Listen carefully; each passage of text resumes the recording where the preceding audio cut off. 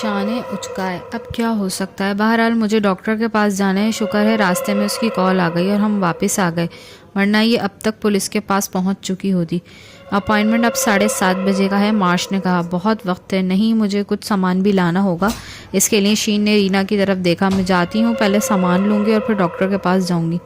तुम इसके पास रुको, ये यहाँ कैद है। मार्श ने कहा, नहीं, मैं कोई ख़तरा मोल नहीं ले सकती, शीना फैसला कुन लहजे में बोली। इसी लम्हे ऊपर कॉल बेल बजी। वो फिक्रमंद हो गई। इस वक्त कौन आ गया? मैं जाकर देखता हूँ। नहीं, तुम इसके पास रहो, मैं जाकर देखती हूँ, शीन ने ऊपर जाते हुए कहा। वो सीढ़ियों से ऊपर आई और कैट आई से बाहर झांका तो उसे एंडरसन दिखाई दिया। उसने सोचा और दरवाज़ा खोल दिया। मिसेस वॉर्ड, एंडरसन ने माजरत ख्वाना अंदाज में कहा, मुझे रीना से मिलना है।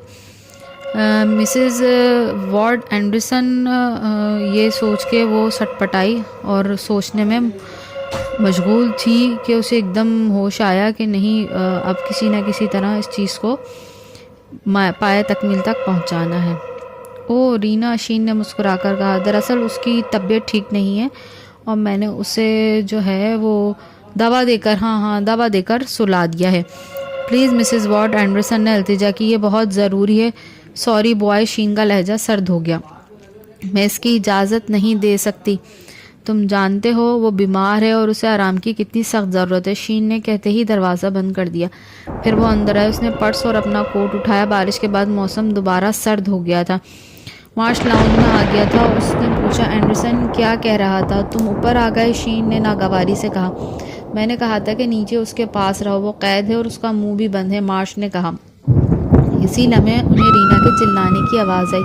वो कह रही थी, मदद मदद, कोई है प्लीज़, मदद मदद। शीन ने बदमज़गी से कहा, ये इसका मुंह बंद किया है तुमने? वो दोनों नीचे आए जहां रीना ने सर दीवार से रगड़कर पट्टी मुंह से हटा दी थी। इन्हें देखकर वो रोने लगी। मुझे क्यों बांधा है? आराम से बेबी, आराम से। शीन ने प्यार से पट्टी दोबारा उसके मुंह पर कर दी और उसे पीछे से मज़ीद कस दिया। मार्श इसके पीछे खड़ा था। शीन ने इससे कहा, जब तक मैं नहीं आऊँगी इसके पास रहना, फिर हम इसका काम करेंगे। शीन के जाने के बाद मार्श उसके सामने कुर्सी पर बैठ गया। रीना उसे बुझती नज़रों से देख रही थी। ऊपर से दरवाज़ा बंद होने की आवाज़ आई तो मार्श ने कहा, मुझे ऐसे मत देखो, मैं कुछ नहीं कर सकता। रीना ने सर हिलाया और आंखों से मुंह पर पट्टी बांधने की तरफ इशारा किया। मार्श ने सर हिलाया। ठीक है, लेकिन शर्त है कि तुम आवाज़ नहीं निकालोगी। रीना ने सर हिलाकर आमादगी जाहिर की तो उसने उसके मुंह से पट्टी हटा दी। मुंह आज़ाद होते ही रीना ने सरगोशी में कहा, प्लीज़ प्लीज़ मुझे जाने दो। मार्श ने नफ़ी में सर हिलाया। मैं इस मामले में तुम्हारी कोई मदद नहीं कर सकता। तब तुम क्या कर सकते हो? कुछ भी नहीं, उसने सादगी से कहा। तुम्हें अंदाज़ा हो गया होगा कि यहाँ की इंचार्ज शीन है। जैस्मीन को तुमने कत्ल किया था? नहीं, शीन ने किया था। मैंने सिर्फ उसे पकड़ा था, वो भाग गई थी। क्यों, उसने क्या किया था? मार्श ने गहरी सांस ली। उसने मुझसे मोहब्बत कर ली थी, यही उसका कसूर बन गया। रीना की आंखें फैल गईं। शीन ने इतनी सी बात पर उसे मार दिया। मार्श ने गहरी सांस ली। तुम नहीं जानती, वो जितनी नर्म दिखाई देती है अंदर से उतनी ही सख्त और शफाक है। कोई मेरे पास आए, ये उसे बिल्कुल बर्दाश्त नहीं होता। रबीका को भी उसने इसीलिए कत्ल किया था। रबीका भी तुमसे मोहब्बत करती थी? नहीं, उससे मैं मोहब्बत करता था, लेकिन इस वक्त मैं शीन से नहीं मिला था। फिर वो हमारे दरमियान में आई। रबीका का शीन से झगड़ा हुआ और शीन ने उसे मार दिया। रीना ने सोचा भी नहीं था कि इतनी मेहरबान और नरम दिल नज़र आने वाली शीन इतनी शफाक भी होगी। उसने एक नहीं 2 कत्ल किए थे और अब उसकी बारी थी। ये सोचते हुए उसके रोंगटे खड़े हो गए। रबीका वही लड़की है जो 20 साल पहले गायब हुई थी। मार्श ने सर हिलाया। वो भी यहीं है? यहाँ कहाँ? इसी तहखाने में वो सिल देख रही हो। मार्श ने फर्श के एक हिस्से की तरफ इशारा किया। उसके नीचे खला है, वो दोनों वहीं हैं। रीना लरजने लगी। मार्श उसे ये सब कुछ बता रहा था। उसका मतलब था उसकी आज़ादी का कोई इम्कान नहीं था। वो रोने लगी। खुदा के लिए, मैं मरना नहीं चाहती, मुझे जाने दो। मार्श की आंखों में अजीब सी चमक आ गई। मैं भी नहीं चाहता कि तुम्हें कुछ हो। मैं आज़ाद तुम्हें कर सकता हूँ तो प्लीज़ करो, इससे पहले कि वो आ जाए। वो अभी देर से आएगी, मार्श ने कहा और आगे आकर रीना के हुक से बंधे हाथ खोल दी। अब वो दीवार की कैद से आज़ाद हो गई थी, लेकिन उसके हाथ बदस्तूर बंधे हुए थे। मार्श ने उसे बाजू से पकड़कर उठाया और उसे एक तरफ फर्श पर बिछी रबड़ शीट तक लाया। रीना को उस पर बिठाकर उसने नरमी से उसके शाने पर हाथ रखकर कहा, तुम बहुत खूबसूरत हो। मार्श का लहजा जज्बात से बोझल था और रीना उसका मतलब समझ गई थी। एंडरसन को मायूसी हुई थी। वो मकान के कोने पर लगी अपनी साइकिल की तरफ बढ़ा। उसने नेट पर जैस्मीन की तस्वीर देखी थी और उनमें वैसी अंगूठी नुमाया थी जैसी उसने रीना के हाथ में देखी थी, और वो उसकी तस्दीक के लिए यहाँ आया था, मगर शीन ने उसे रीना से मिलने नहीं दिया। वो साइकिल उठा ही रहा था कि उसे हल्की सी आवाज़ आई। उसे लगा जैसे वो रीना की आवाज़ हो। वो ठिठक गया। उसने कान लगाकर सुना। एक बार फिर उसे वो आवाज़ आई, लेकिन ये बहुत मध्यम थी। वो मुतजब्बिज़ हो गया। क्या अंदर रीना के साथ कोई बुरा सलूक हो रहा था? उन लोगों ने इससे किसी किस्म की ज़्यादती की थी, वो सोच रहा था, और फिर दोबारा दरवाजे की तरफ बढ़ा कि दरवाज़ा खुलने लगा और एंडरसन तेज़ी से वापस आ गया। कोने की आड़ से उसने देखा शीन बाहर आई थी। फिर वो अपनी छोटी फॉक्सी में बैठकर और कहीं रवाना हो गई। ड्राइववे में फ़ौरन। इसका मतलब ये था कि मार्श मकान के अंदर था। एंडरसन ने दरवाज़ा चेक किया। वो अंदर से बंधा था।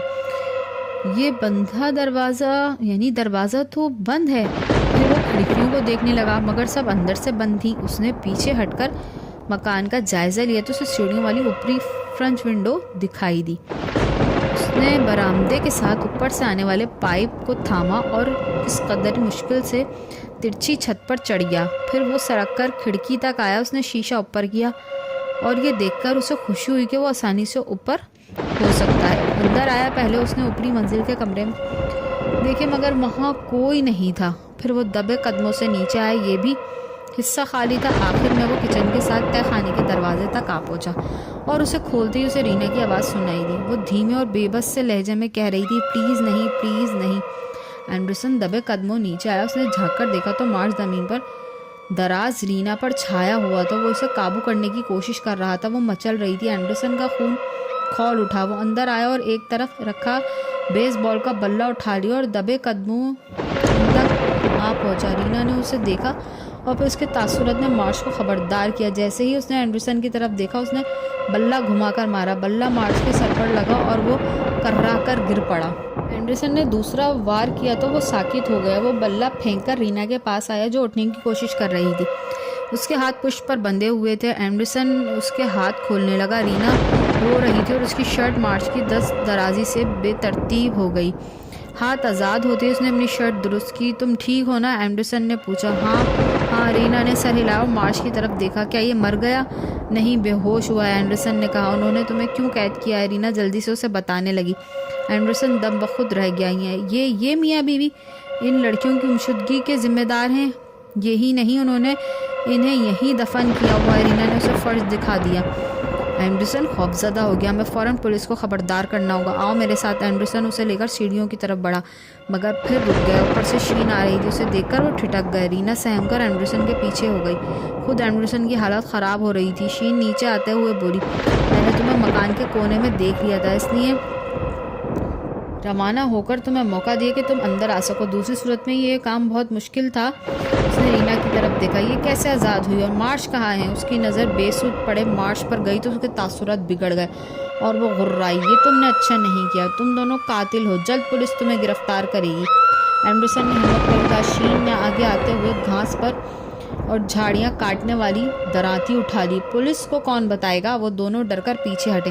शीन ने अचानक दराती घुमाई तो बचने की कोशिश में एंडरसन नीचे गिरा। रीना ने चीख मारी और एक तरफ हो गई। शीन इसकी तरफ तवज्जो दिए बगैर एंडरसन की तरफ आई। उसने दराती तोड़ते हुए कहा, ये तय खाने के नीचे मौजूद खाने में बहुत जगह बाकी है, तुम दोनों भी आसानी से आ जाओगे। उसने कहते हुए फिर हाथ घुमाया और एंडरसन बाल बाल बचा। ज़मीन पर पाँव मारते हुए पीछे हो रहा था। शीन उसे उठने का मौका नहीं दे रही थी। शीन का तीसरा वार एंडरसन ने वाइपर के डंडे पर रोका। वो उसके हाथ में आ गया था, लेकिन दराती उसे डंडे के 2 टुकड़े हो गए। अब एंडरसन की बचने की कोई सूरत नहीं थी। शीन ने दराती बुलंद की तो उसने हाथ आगे करते हुए आंखें बंद कर ली, मगर दराती नहीं चली। उसकी जगह ठक की आवाज़ आई। एंडरसन ने आँख खोलकर देखा। शीन दराती के लिए खड़ी झूल रही थी। अकब से रीना ने बेसबॉल के बल्ले से दूसरा वार किया तो वो कटे हुए तने की तरह फर्श पर ढेर हो गए। एंडरसन लड़खड़ाता हुआ उठ खड़ा हुआ। उसके हाथ से खून बह रहा था। वो दराती का किनारा उससे छू गया था। रीना ने पूछा, तुम ठीक हो ना? हाँ मैं ठीक हूँ, एंडरसन ने हाँफते हुए कहा। यहाँ से निकलो और पुलिस को कॉल करो। उसने बेहोश पड़े शीन और मार्श की तरफ देखा। उससे पहले कि ये होश में आ जाए, रीना ने अपनी शर्ट का किनारा फाड़ कर एंडरसन के हाथ पर बांध दिया और फिर उसे सहारा देकर सीढ़ियों तक आई। ऊपर जाने से पहले उसने पलट कर देखा तो बेहोश मार्च के पास जैस्मीन खड़ी थी। उसने रीना की तरफ देखा और पहली बार मुस्कुरा दी। उसे इंसाफ मिल गया था। एंडरसन ने मुड़कर देखा और पूछा, क्या देख रही हो? कुछ नहीं, आओ ऊपर चलें। रीना ने